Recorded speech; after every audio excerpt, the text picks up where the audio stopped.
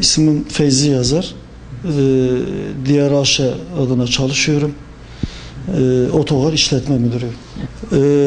Otogarımız biliyorsunuz daha önce Seyrantepe mevkiinde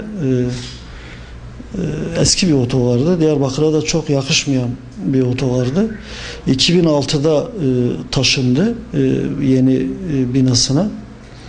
Taşınırken 7 merkez firma, Diyarbakır'ın merkez firması, 8 de talip firma dediğimiz, yani yazıhane sahipleri dediğimiz, toplamda bir 15 firma, bir de kısa mesafe çalışan işte Elazığ, Malatya, Bingöl vesaire çalışan 3 ve 4 tane, bazen 3 bazen 4 olabiliyor, faaliyet yürütüyor.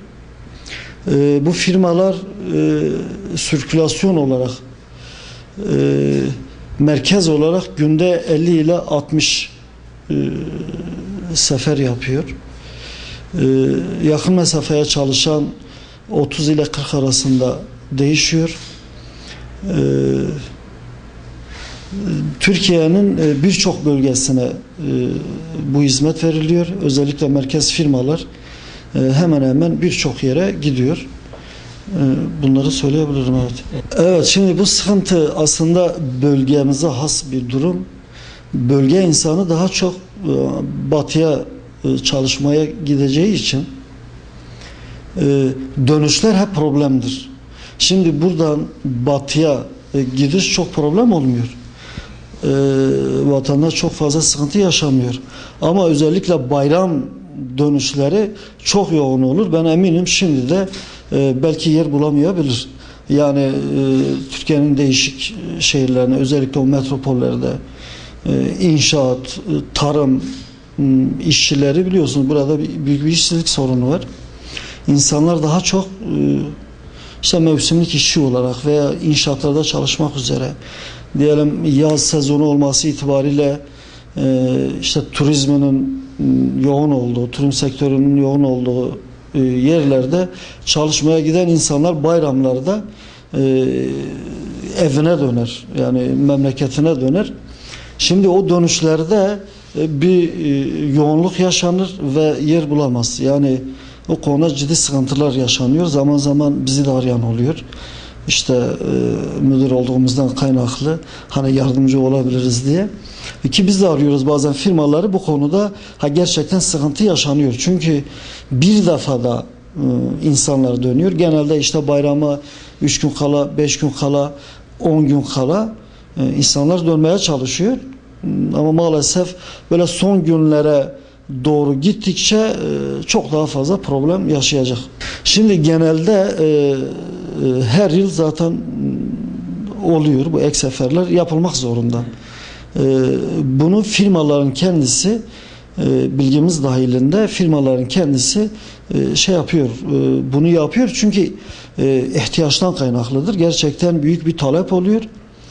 Şimdi o talebi karşılamak için de firmalar da yani o arzı sunmak zorunda.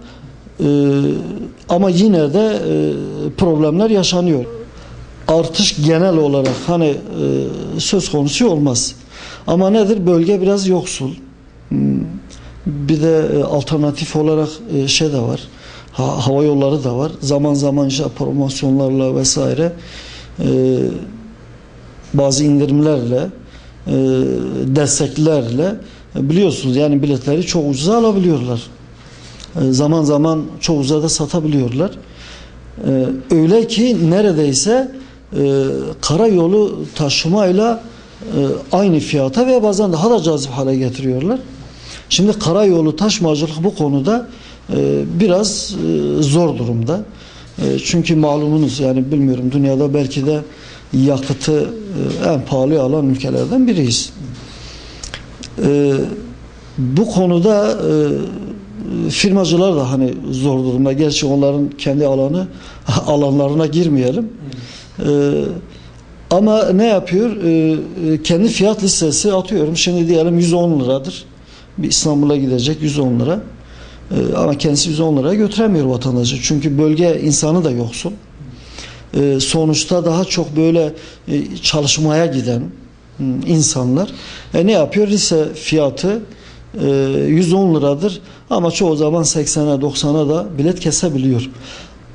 Ama bu tür yoğunlukların olduğu dönemde şey yapıyor, yani o liste fiyatını uyguluyor. Öyle diyebiliriz, evet. Ha, çok nadir ben diyebilirim, olabilir, istisna olabilir belki. Bu tür fiyat yükseltme filan bazıları yapabilir ki onu da merkez firmaları, kayıtlı firmalar bunu yapmaz. Hani korsan olabilir denetimimizin dışında. Korsan çalışanlar bu yönlü bir uygulama gidebilirler.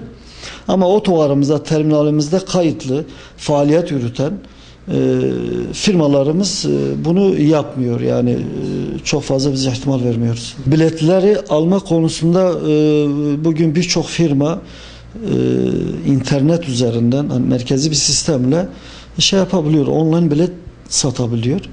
Eğer mümkünse vatandaşımız eğer ulaşabiliyorsa, ya o imkanını kullanabiliyorsa online biletini alsın ki mağdur olmasın. Değilse özellikle işte terminallerde biliyorsunuz işte değnekçilik, işte simsar, ayakçı vesaire değişik isimler adı altında çalışan elemanlar var. Kayıtsız, yasa dışı çalışanlar var. Yani vatandaşımız hiçbir şekilde bunlara itibar etmesin. Kendisi kesin olarak direkt yazıhaneye gelsin veya merkeze gelsin, firmaların merkezlerine gelsin. Bizzat orada kayıtlı, görevli personel ile muhatap olsun. Biletini alıyorsa ondan alsın, rezervasyon da yapıyorsa bizzat onunla yapsın. Yani böyle işte simsar dediğimiz, değnekçi dediğimiz kişilerle hiçbir şekilde muhatap olmasın. Ben teşekkür ediyorum duyarlılığınızdan dolayı.